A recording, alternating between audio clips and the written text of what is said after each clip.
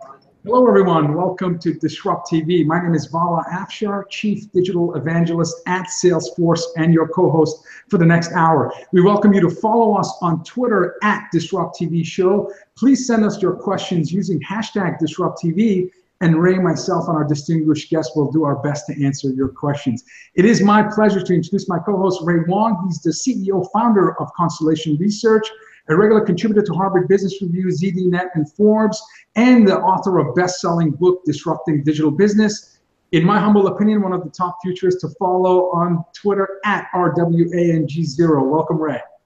Hey, thanks a lot. I'm here with my wonderful co-host, Vala Afshar, the Chief Digital Evangelist of Salesforce, but more important, one of the top CIO and CMO influencers in the world, and more importantly, an author himself, and of course, a practicing social evangelist. So that's who we have on our show. We've got some big names this week. What are we talking about? What's going on?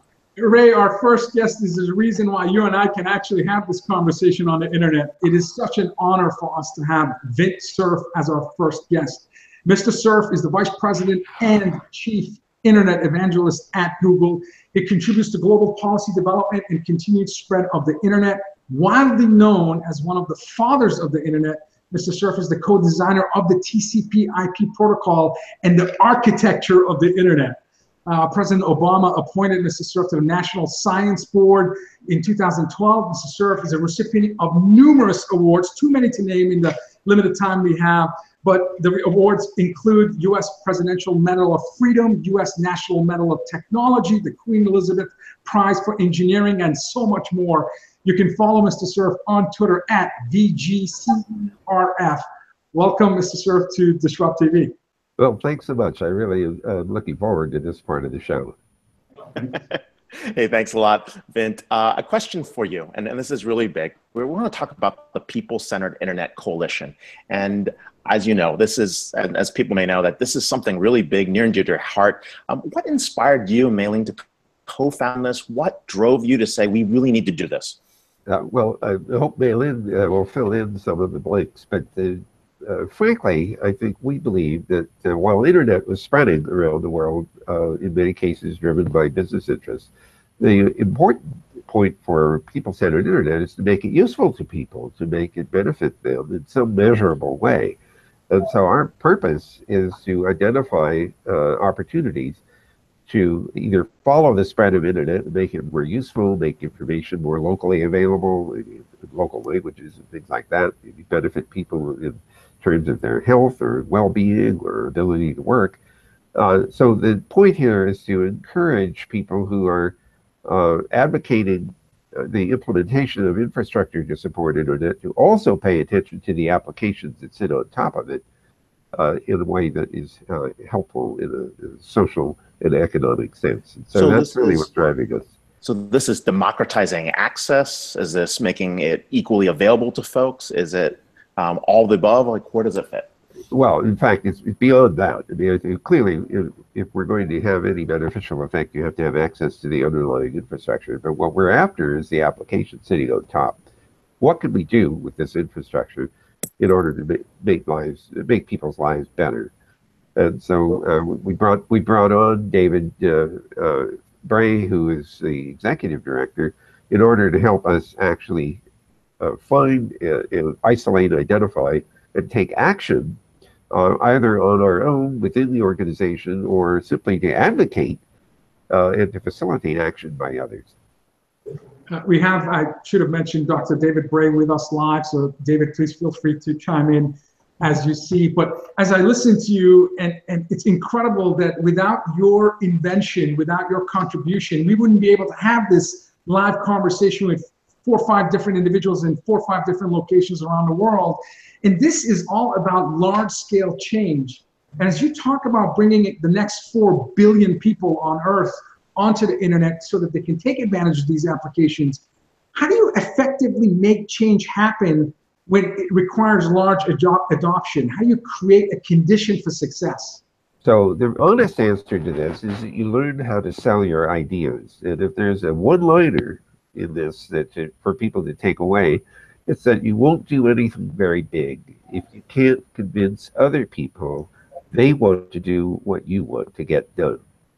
And so once you start learning to sell your ideas and to motivate people, that's when you have an opportunity to make something big happen. So I told my engineers the first thing you need to learn how to do is not write a piece of code, but learn how to sell your ideas to other people. No, that's very, very great advice. So, I think a good question related to that is, as people are selling those ideas, I mean, what would a more people-centered internet look like, and what can folks do to volunteer and assist that vision of that? What required? So how do people get an idea to the people-centered internet, and in terms of pitching an idea that might transform those lives that we're talking about? Well, you can certainly go to the website, peoplecentered.net, and post your ideas there. You can also track any one of us down. My email is well known. It's vint@google.com. And I got a lot of email and lots of ideas from people who would like to see the internet do more. I actually think that we should also invite Maylin and David to react to that question, because they are key parts of this small but hyperactive organization. David, your thoughts? Yeah. Well, yeah, David, your thoughts. So I guess, you know, when Vint made the offer to join the People-Centered Internet as executive director, I think for me it was compelling, because in our world of rapid change, it's going to take a networked community of actors to bring about that change. It's way too easy to point out things that are broken, be angry about it, be frustrated. It's harder to then figure out, how do you mobilize and actually bring difference to whatever community you're interested in. And so this buys into the vision that both Maylin and Vint have, who was actually the inventor of the mouse and gave the mother of all demos, also had this vision, which is technology can bring people together and mobilize them in terms of forms of communities to bring about positive outcomes. And I do think I want to emphasize the positive bit, because if all you're doing is just getting angry on the internet, that's not really the type of outcome we're looking for. I think what Vint, Maylin, and all of us are looking for with people-centered internet is, how do you see something? And then, as Vint said, how do you actually share an idea of how it could be better, and then demonstrably make progress forward? And so part of the goal of PCI is, we can provide either expertise, we can provide top cover and support where possible. Even though we're sort of small and currently growing, we may be able to help link you and get funds for it. But PCI, PCI_initiative on Twitter, if you have thoughts.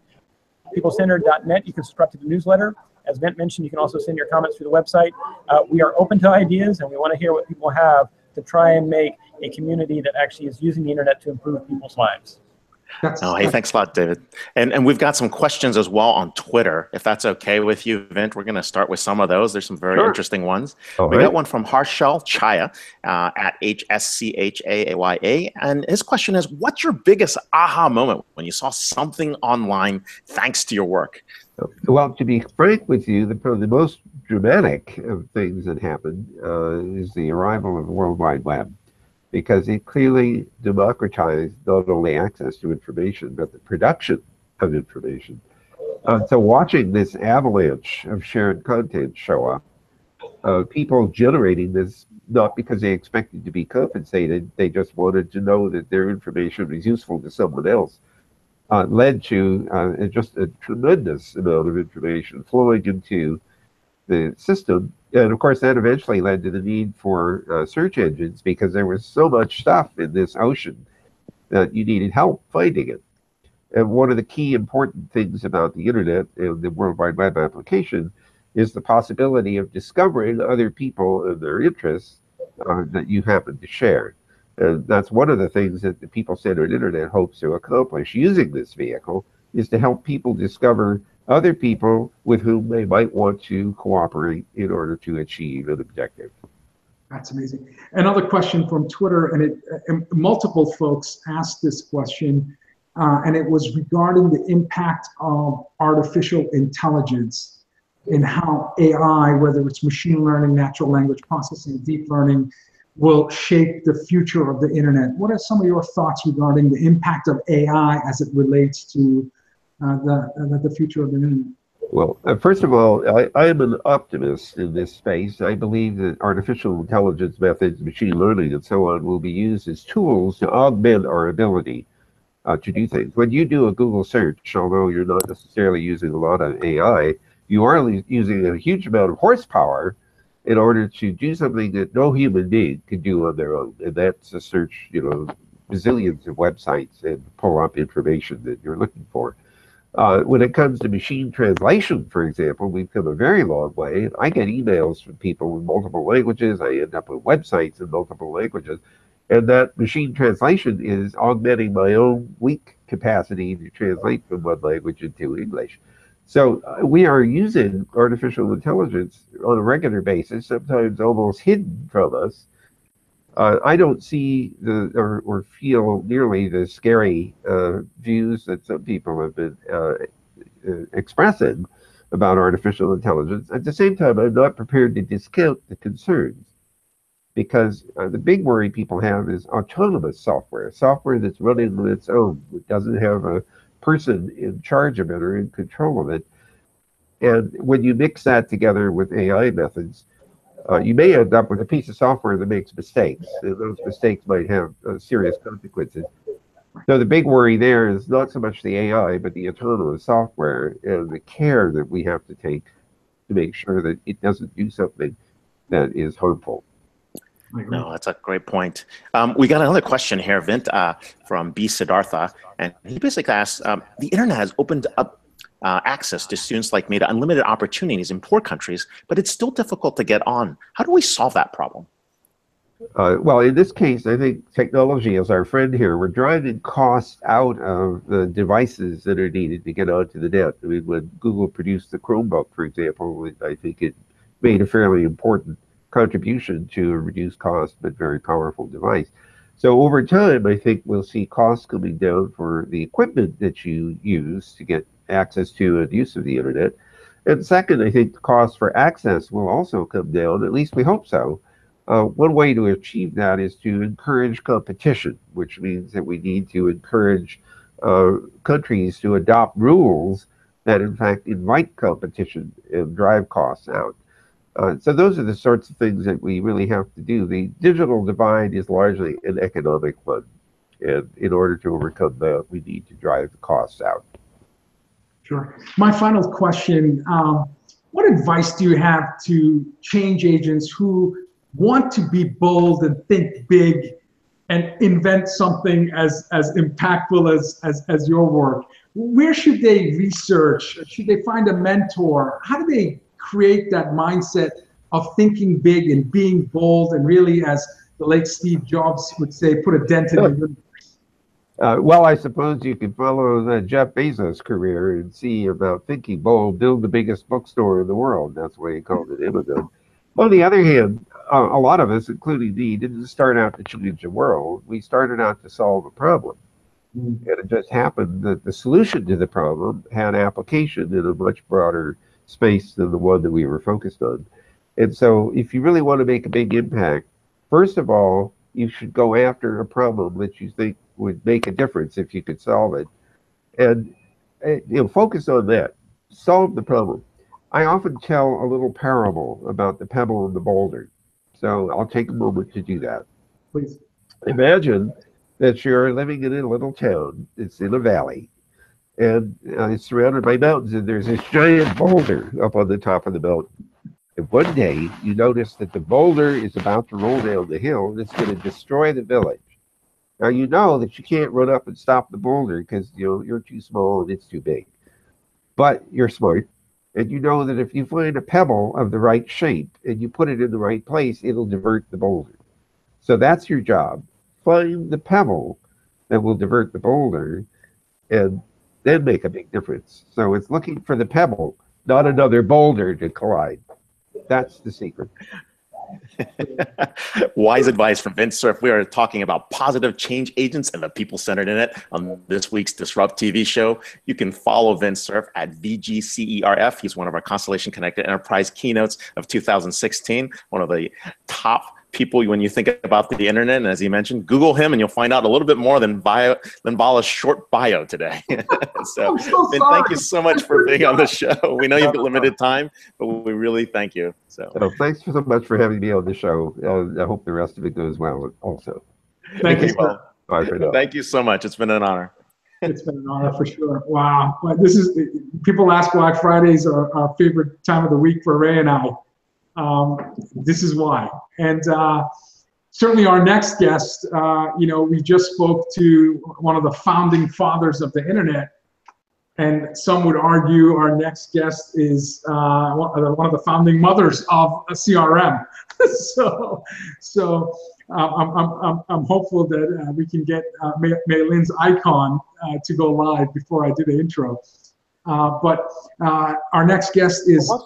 Yeah. But while she's doing that, let's quickly do a quick intro of David as well, as he's floating here, jumping in. He's kind of our we got to bring him on board in the sense of getting some context, and as many people know, let's do a quick run through of David's bio, and then David hop in, ask questions, and bump in. We're changing the format, as you see. We're going to be experimenting with formats as we get into 2018, and this is one of our first tests as well. So we have David with us throughout the show. Again, David, please chime in. Dr. David Bray is Executive Director of People-Centered Internet Coalition. He's a visiting executive in resident at Harvard University.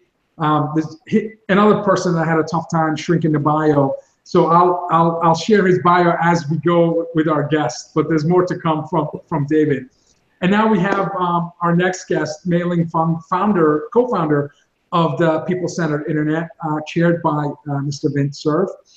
Mei Lin is the founding unit coordinator for California's Health Medical Reserve Corp. As an early pioneer, Mei Lin co-designed the first CRM system at Oracle, working with folks like Mark Benioff and Larry Ellison and Tom Siebel. So again, pioneers of CRM. She has served as a socio-technical lead for the U.S. Department of Defense Initiative on Future of Health. And she's also the member of the Digital Economy Society World Future Council of the World Economic Forum. Mei Lin has served as vice chair of the Internet Inclusion IEEE Subcommittee, one of 3 tracks under the IEEE Internet Initiative. Another amazing follow, because we only invite folks that are amazing on Twitter on our show, at MEILINFUNG. Welcome, Mei Lin, to DisrupTV. Welcome back to DisrupTV. Thank you, Vala. Hey, thanks a lot. Last time we had your show was episode 8, March of 2016. And you were also on that wonderful panel this year with us, as well as at CCE 2016. So I want to talk to you a little bit about the People-Centered Internet. Vint kind of set the stage talking about his vision. You're on the other half of it. Why did you co-found it with Vint? And how do we bring communities together? So let's start a little bit talking about that, and then we'll drift our way into talking about some cool work that's going on in Puerto Rico as well. And then David, please jump in as well. Wonderful. David mentioned Douglas Engelbart. Douglas Engelbart was the second node on the internet. Vint Cerf was the first node at Vint at UCLA, Douglas Engelbart at SRI. I had the honor to be a business partner for Douglas Engelbart from 2000 to 2004. Very, very few people have had the privilege of working with these people whose minds really are looking forward. They call it the loneliness of the long-distance thinker. That was used to describe Douglas Engelbart. And he devoted his life to say that we have to work in community. He was so aware of the power of what he had unleashed with bringing the mouse and Windows and all of this stuff. The modern user interface came out of the brain of Douglas Engelbart and was expanded upon. He's considered the father of human-computer interface. And he was so aware of this power, he said, we have to gather in community, because the power is so great that the ultimate power could corrupt ultimately for any individual, that only in community can we balance our individual agendas in such a way as to let our human instincts for survival prevail. And when I went to Vint to say we really need to bring back that spirit of network improvement communities, Douglas Engelbart's original ideas, which in fact were pivotal for expanding the internet from the ARPANET, we need to bring that notion back in. The idea of the internet of the people, by the people, and for the people. He readily agreed, and we moved forward, and that's why we founded it. So was the main catalyst community building? Is that the reason you founded People-Centered Internet? I think it was community building in the face of a threat. And the threat is what I saw with CRM. I, as a young, idealistic pioneer, thought, imagine if technology could support relationships. And That was what started CRM. And then I watched it being used by companies to help managers get their MBOs and to achieve goals that actually were counterproductive for customers. It took CRM 15 years before the word customer centricity came up. So this is a problem. And so we know with the internet that it's very likely to go through a cycle like that. By founding the people-centered internet, we raise the flag that we have to be people-centered and do it now before half the world, the remaining half of the world is connected. Tom Malone of the Center for Collective Intelligence said, only once in all humanity will we be connected in the global brain. And wouldn't it be terrible if the global brain was connected for advertising? It should be because of improving people's lives. how prescient he was. So, how do we get out of that? So, question for you though as well. I think a lot of folks want to know how many, at what times in your life have you felt the need to step outside of expectations and take this change agent role? Like, what do you do to convince other people that this is the path? Let's as you were saying earlier. I actually started this whole path when I was 14 years old. I really was struck by what was going to happen. Technology was going to do to society. I just read, as a 14-year-old does, 1984 and Brave New World. Now, standing in the aisles of the National Library of Singapore, where I grew up, and Singapore itself is going through a tremendous transformation, even as I grew up. And the rate of change in Singapore made me aware that technology was actually going to change society, and that in my lifetime, we would have a fork in the road. And we needed to have people to step up and say, there's the right way to go, and not just the way of greed and power. And that the internet, which was just being invented then, was a way kind of connecting us globally would allow us to thrive. And we have to stand up for that. So how do we keep those ethics? How do we keep those values in the internet of keeping it open, of keeping that access available to everybody? What can we do to help promote that? So we have an effort right now underway in the people-centered internet to do the Marshall Plan for Puerto Rico, because we have to demonstrate that technology, in fact, can do all these great things that all of us talk about. Imagine if you could do this. What about if you do that? But taking Engelbart's direction that we have to work in community, we are working with the network of community health centers, 81 locations in Puerto Rico, and working with those communities to understand their strengths and their needs and working to respond to that instead of coming in as some white knight savior. We have the plan for Puerto Rico.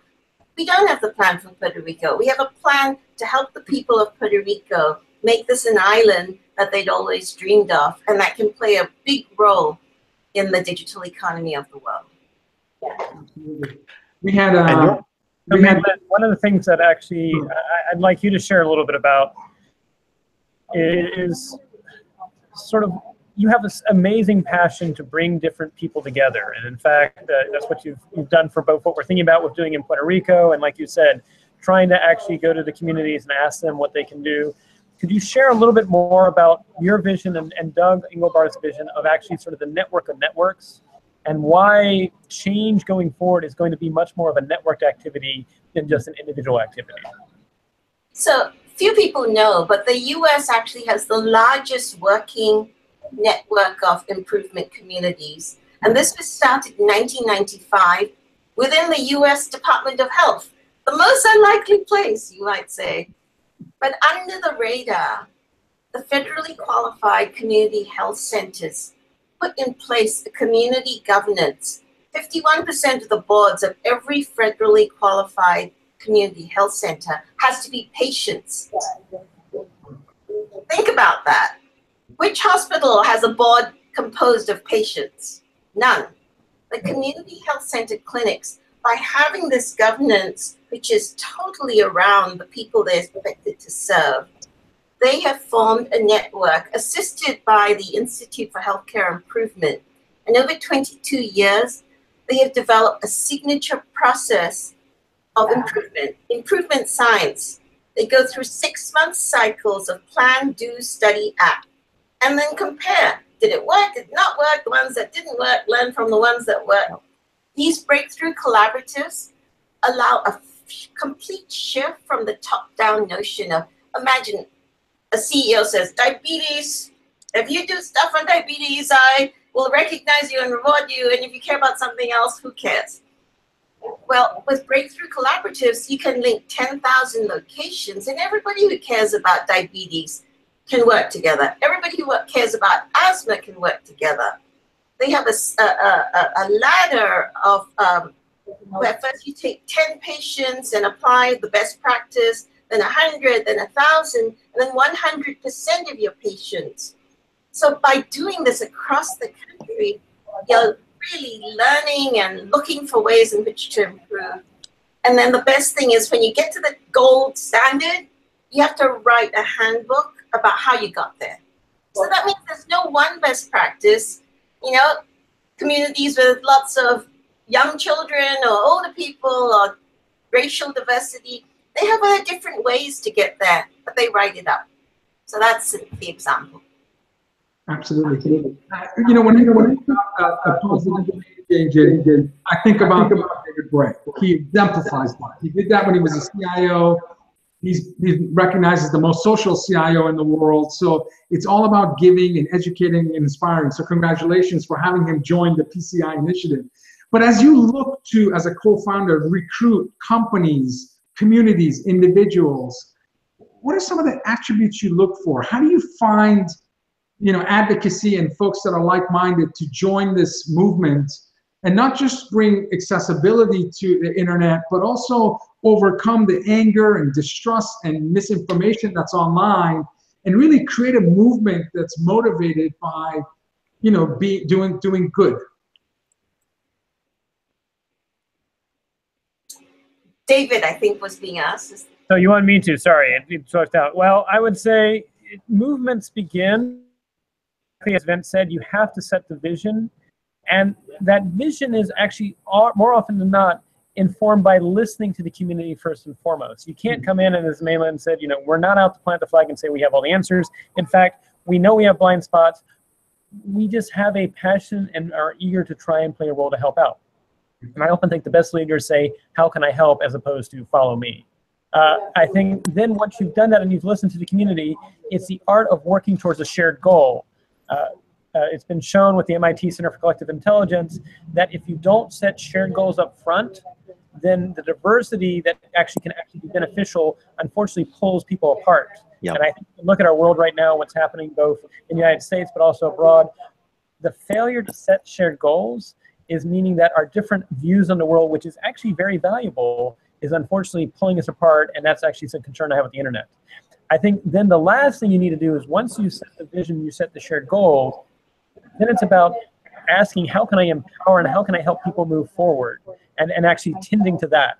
Because action is going to happen at the edge. If you try to centralize things and do it in a centralized, coordinated fashion, you won't be as responsive and not be as adaptive to the needs that present themselves. And that's something that I think with PCI, we really see ourselves as being that network, help with bringing together people, listening, helping to set shared goals, and then work to empower the edge in different contexts to measurably improve people's lives using the internet. Sure, sure. And Maylene, what's the biggest surprise, that something you didn't necessarily anticipate in this journey of co-founding PCI? Just that when you actually talk about networks and communities, people come. Let me just explain what has happened to me as we talked about the Marshall Plan for Puerto Rico. Did you know, for example, this is all stuff I learned, that Puerto Ricans are one of the largest groups in the US military.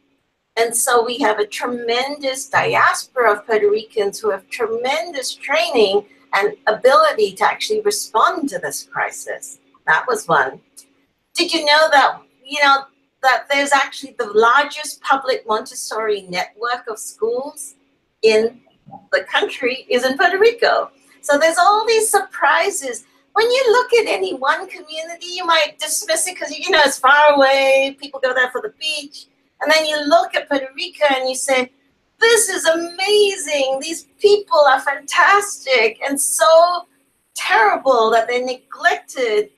They're just like us. They need all the opportunities of the mainland US, and we need to give it to them. So that's the biggest surprise for me, that anytime I dig into any community, I find the amazing gifts and talents of the people there. And I'm always blown away. Wow. We were talking here with Mei-Ling Fung, co-founder of the People-Centered Internet, the godmother of CRM. You can follow her on Twitter at Mei-Ling Fung. Let's see if we have any more questions. We had a question here actually on Twitter that actually came through to me. And I think the question really is about in Puerto Rico and what you're seeing in terms of the efforts that are going on. How much of it is, you know, hype around the news? How much of it is real? How have you been able to discern like what people really need and how to get people back on the feet? So, I mean, the news is not covering how lack of power and how that has stopped things working. Imagine if you didn't have an ATM, restaurants couldn't collect credit cards. How would you pay for your meals? How would the restaurants? All of that has stopped in Puerto Rico. With lack of power, ATMs and credit card processing doesn't work. Plane loads of money, I hear, are being flown, cash, because it's moved back to a cash society. That's not in the news. So the kind of difficulty that a place that has depended on electrical power experiences when 80% of the island loses power is incalculable. So wow. That's not in the news. No, things that aren't in the news people should be knowing about. So definitely very, very big points here. So, David, oh, go ahead, Vala. Look, I asked a similar question of Mr. Cerf in terms of, you know, where do you get your insights? You know, of course, you are, as Dr. David Bray said, an ultimate connector, networker. You inspire so many of us. But, you know, where is your source of news? Is it social media, books, meeting with people? How do you stay informed and stay so inspired to do the work that you do? My network is my news. Wow. I kind of worked out, I mean, I was really, really early on this. I did email before there was email. In 1979, me and my husband were sending JCL messages over the mainframe computers when we both worked at Shell Australia. So I really am a true pioneer in terms of using email. So when you have that so young and right from the beginning, you start to realize you don't have to have everything in your head. It doesn't have to be all owned by you. If I need to know something, I know who to go to. And that's how I work. So. Amazing.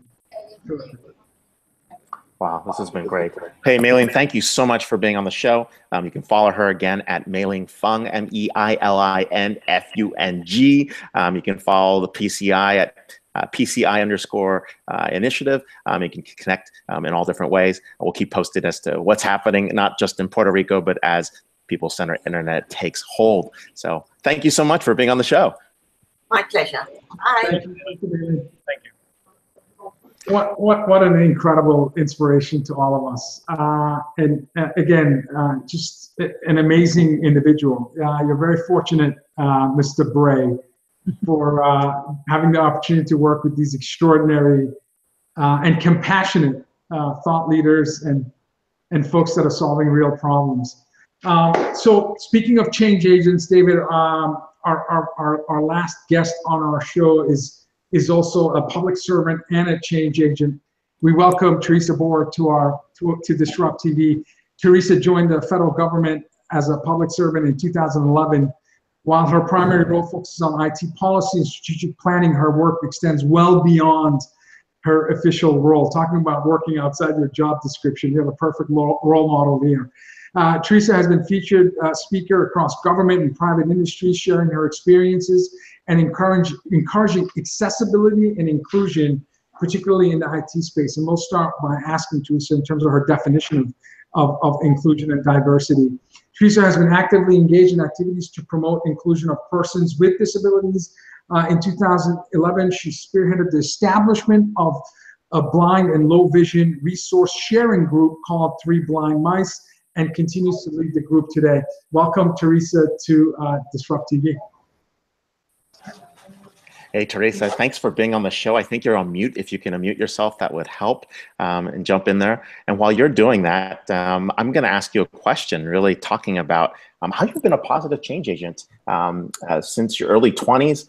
You've been doing some great stuff, starting with Three Blind Mice. Let's start there. So, let's see, am I unmuted now? You are. You're perfect. Okay, good. I had some technical difficulties getting on.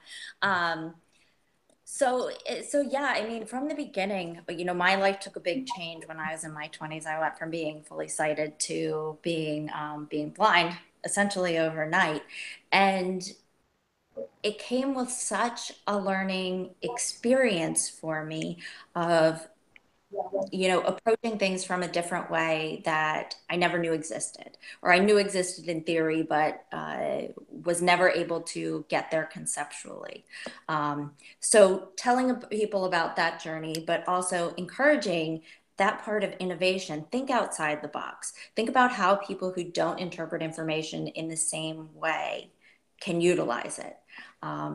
And that's kind of exciting. You know, we talk about artificial intelligence. Well, what can that do for these different communities? And particularly when it comes to absorbing information and getting information, and how do we include all sorts of people in all sorts of places? So I think there's so much opportunity there, and with technology growing at the rate it is, you know, that creativity, who knows what it will lead to. Right. And so, you know, it's when you hear companies and organizations talk about inclusion and diversity, you know, what is your definition? I mean, you know, I saw one of your keynote address, and you talked about the largest minority population in the US are people with disabilities. And yet, you know, when I hear companies talk about inclusion, I don't often hear inclusion defined in terms of disabilities. Can you talk a little bit about that, and whether there's a change in terms of a company's mindset? Sure. Well, I think that it is often a population that is overlooked. In terms of, yes, the population of persons with disabilities is the largest minority population in the US. It's a population that will continue to grow. And what I always say when I talk about diversity and inclusion of disability is the one categorization that doesn't discriminate. It stretches across all ages, all races, all sexual preferences, religion, whatever it is. Disability will include it all. And what people don't know is most disabilities are acquired at some point in your life. So it's not necessarily something that you're born with, but you acquire. And getting people to realize it's a matter of when. Right. The longer you live, the more likely that you are to acquire a disability, whether it's some type of minor hearing loss or some type of vision loss. You know, disability by the ADA is defined in many different ways. And it's really any impact on a system of your body. Sure. That influences how you live. So, you know, it's a very wide definition, but it's really just including all people.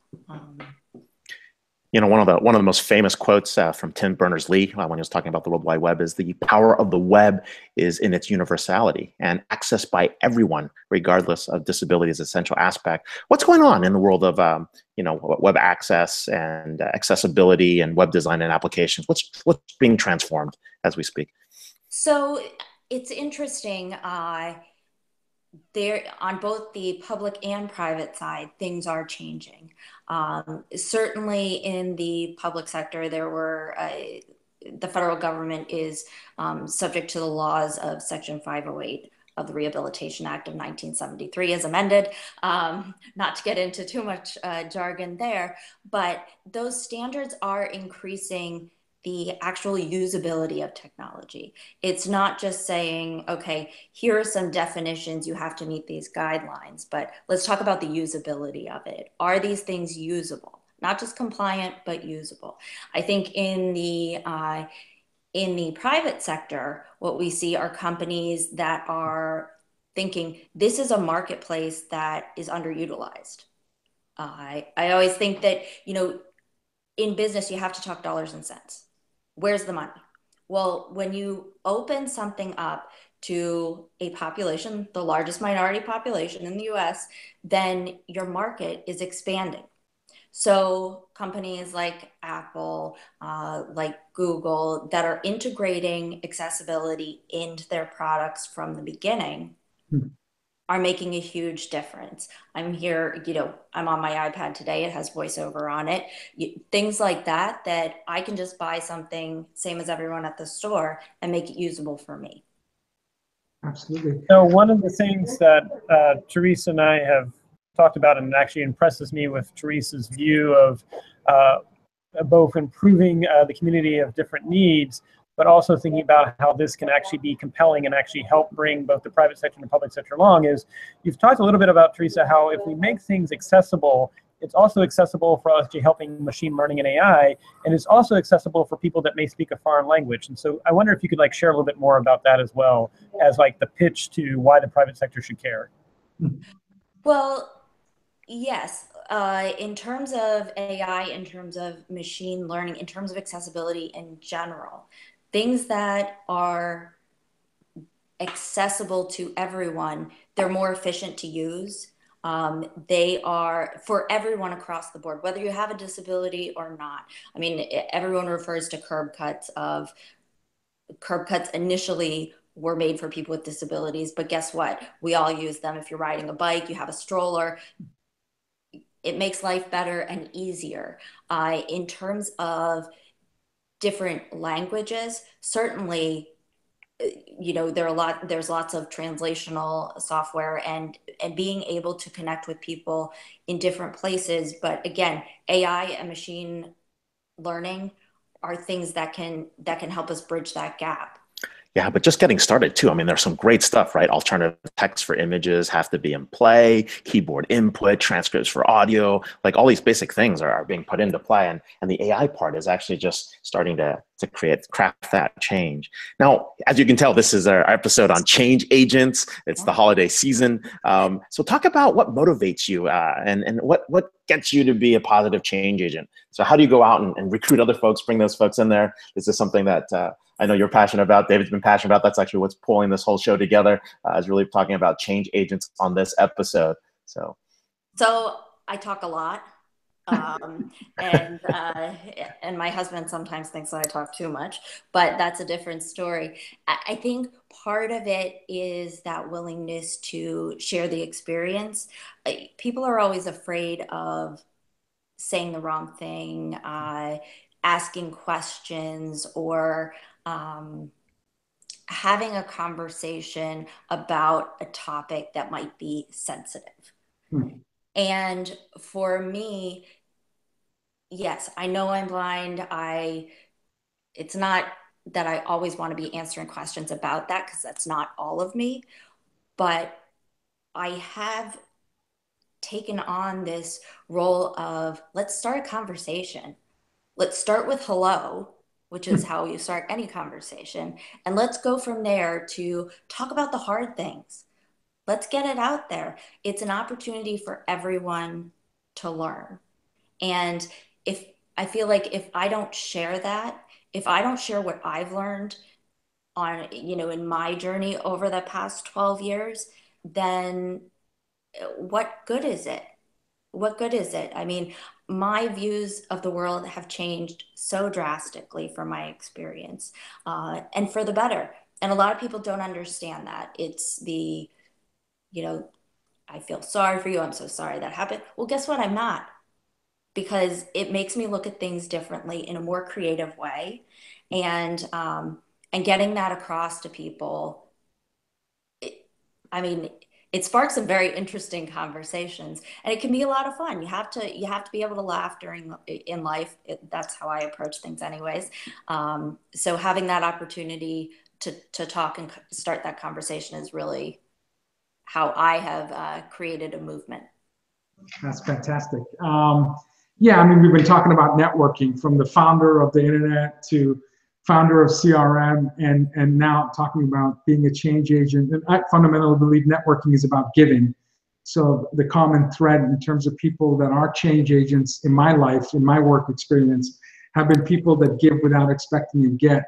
So who are your mentors? Who are some folks that you go to, again, continue to stay teachable, continue to amplify your voice, and as Mr. Cerf said at the beginning of our show, refine that ability to convince people to want to learn more about your ideas and where you see companies and communities and society needs to go in order to be more inclusive and more diverse.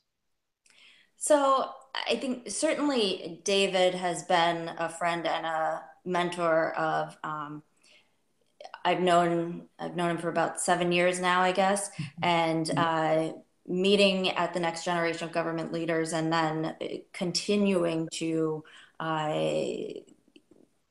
collaborate on different things has really been helpful. And listening to his perspective, I think as a leader, he has a different approach than many other CIOs do. And I had the privilege of working for him at the FCC for a bit. But it is, you know, I think you take learning from all different angles. Also, Dr. Tony Fauci is certainly a mentor of mine, an unexpected mentor. And you know, listening to him talk about his passions and what he's doing, and the realism as well of those conversations of, he can tell me he's going to cure AIDS, and I can tell him, oh, my parents got new puppies. And it's that type of thing where it doesn't always have to be a cerebral conversation, even though that's often what it is, but making those personal connections, I think, helps to say, okay, we are all normal people at the end of the day. And what are those threads that we have in common? I watch your work ethic, or I watch these amazing achievements that you've done. And then I would say the other mentor and the person that I aspire to be like is my mother, who is an absolute, well, she's just an angel. She's just wonderful. And watching her, our personalities are incredibly different. I am extroverted. She is introverted. You know, she's very stoic. I'm very expressive.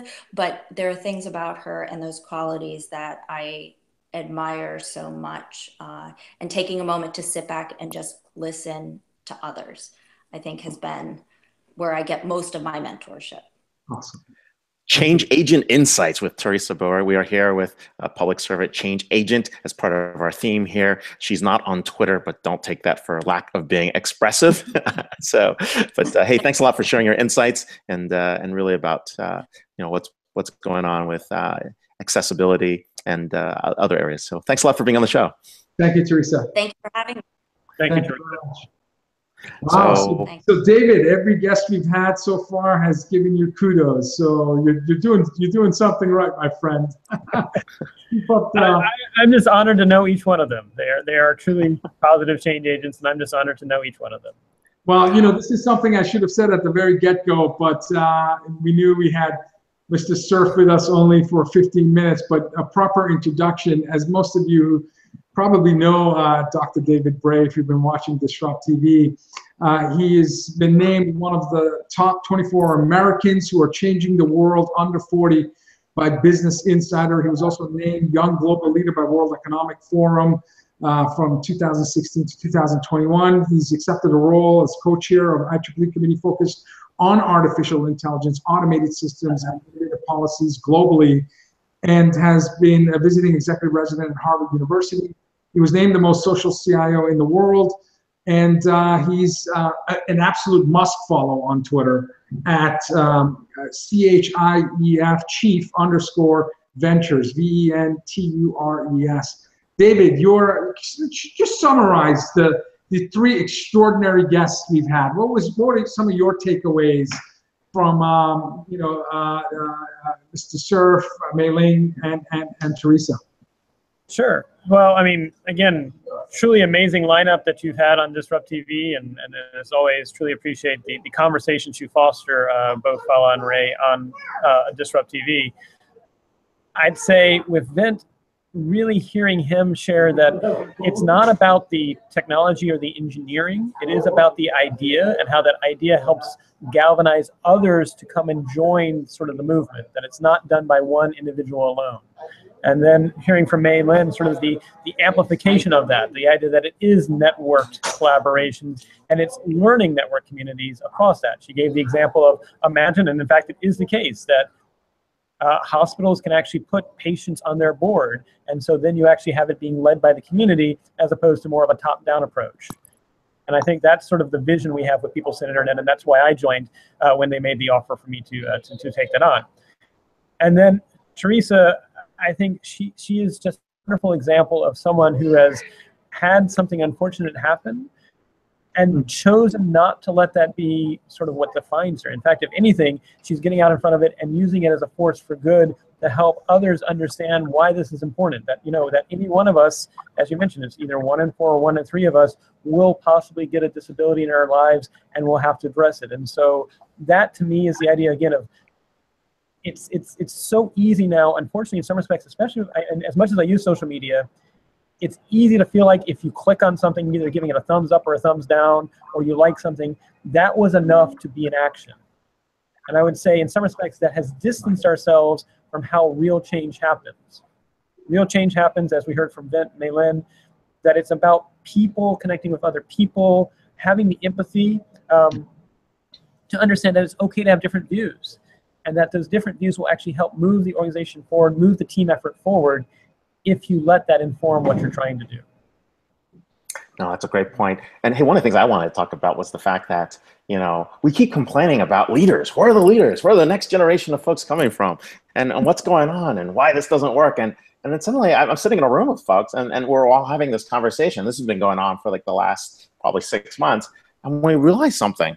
Holy crap, we're the ones that are supposed to make the change. It's on us, right? And it's one of those big shifts that has happened. Like, we are the folks in the room. We're like the old guys in the room now. And what do we do to inspire that kind of leadership? I'm sure that hit you as well, even though you're one of the younger leaders that the folks are talking about. But if you're going to make that change, it's going to have to be on our ends. What are we doing to get better at that, right? What do you see people are headed in that direction to not just be a positive change agent, but to lead through that process? Right. Well, I think the challenge is the nature of leadership is changing. That as a result of the internet, and that's why it was so great to have both Vint and Mei Lin here, and also Teresa. It used to be you'd have a single figure try and press down top-down change. Now, the reality is they had lots of people around them, but it would be that one figure. It would look top-down, and it would be enough because the world wasn't changing rapidly. But because now the world is changing rapidly, that fails. You can't have a single top-down view. The other trouble, though, is too, I hate to say it, in an era of 24/7 news and the internet, we shoot down anyone who actually tries to effectively lead. There's always going to be someone else that's like, well, but they didn't do this. It's like, well, nobody's perfect. That we're all human. I mean, there's a wonderful Harvard Business Review article that I love to quote. It's in praise of incomplete leadership, that we actually admit that we have blind spots. But now it's gotten so easy to do armchair quarterbacking and say, well, why didn't you do this or why didn't you do this? And we kill anyone who has a chance of making effective change. And we've lost that empathy of change is hard. You are going to get friction. And so, at least from my perspective, I provide that safe space in which people can learn, they can make mistakes, they can go from there. I'll take the flak if I have the opportunity to take the flak. I often say I'm a human flak jacket. But I'm worried because if we continue to shoot down anyone who tries to make a positive difference and we just sort of point out all the things that went wrong, we may end up with a world that doesn't have any effective leaders and instead only has people that are only focusing on either just themselves and not the community, or there's just a vacuum. And so that to me is why I do people-centered internet, partly and also because I just adopted, my wife and I, we adopted a newborn baby boy, and I wonder, what does the world of 2030 look like if it's these trends that is, again, while the internet helps bring us together, it also risks, if we're not careful, pulling us apart too. Sure, sure. No. I was at MIT yesterday. They had the forum on AI in business, and Tim O'Reilly was the final speaker at the conference. And he talked about, and he encouraged, and we're in a room full of CXOs representing the biggest companies in the world at this event. And he encouraged all of us to think about solving real problems, focus on the benefits of emerging technologies in terms of really making a positive difference. And I think in his new book, he talks a lot about that. And he referenced a bunch of companies that are role models. You are focusing on technologies like AI and expansion and better use of internet and applications on the internet, working with, again, founding fathers. And so what are you focusing on for 2018? Is there a particular area where you're going to spend your time and energy, maybe linking these new emerging technologies to really solving meaningful problems? Share some of that with us. Sure. So, and I agree completely with Tim O'Reilly. He's a friend, and I agree with his view that we've got to solve problems that really matter. And sometimes I feel like all we're doing is trying to get you to click on that ad one more time or something like that. And that to me, it's not to dismiss that. There's value in that. But could we actually set some really ambitious goals that can actually improve the world? And so with people-centered internet, we're just getting started. We've got mainly a lot of volunteers. And of course, like all things, the volunteers want to go in different directions. I often feel like my role is taking Vint's, whether he's the left brain or right brain, I'm not sure, but he's a pragmatic engineer that wants to make this proof of concepts. Mei Lin is the much more visionary connector. She's running up in front. And we're like, okay, well, we'll get there, but let's make sure we have the capacity to respond. So I often feel like my job that she mentioned what we hope to do with Puerto Rico, and again, that'll be informed by what Puerto Ricans on the ground say they need. We're also, Vint's very passionate about Native Americans, that they have not gotten the connectivity to the internet that the rest of us have. We still have we obviously still have half the planet to connect, but if we can't even address the challenges here at home, that's something that Vint's passionate about, so we're going to try and do that. And then also looking at with the wildfires that are happening in California that are just recently happening again, people have lost their identity documents. And apparently on average, it takes 4 to 5 years to restore, whether it's your social security card, your birth certificate, and even worse, they mail it to your home address, which if it burnt down, doesn't help anybody. And so can we use a combination of working with local governments, technology companies, and individuals to make this a better way forward? And so that said, people-centered internet, even though it is a for benefit and we're moving forward and working with nonprofits, it's a lot like a startup. And so it'll be informed partly by what we can get sponsorship and support for, as well as what needs present themselves. If I could, sort of as a synthesizing closing, I was listening as we were going through here, and one of the things I like to do is I often think of that conversation is almost, it's like jazz, that everybody brings their different melodies to things and everything like that. And so I wanted, as I was listening throughout, I wanted to try and give sort of like a final refrain as a haiku, if I can give you a haiku for DisrupTV, about what we heard from our 3 different speakers here. So this is off the cuff. This is truly improv, but nothing ventured, nothing gained. So here goes. Networks can help bring together diverse ideas and communities of different people, sometimes quietly, sometimes boldly. Each of us can be positive change agents and help improve the world. Terrific. Woohoo! Terrific. Live Wow. poetry stops at FSFO with David Bray. Awesome. Bravo. Excellent. Well, what a way to cap the year here.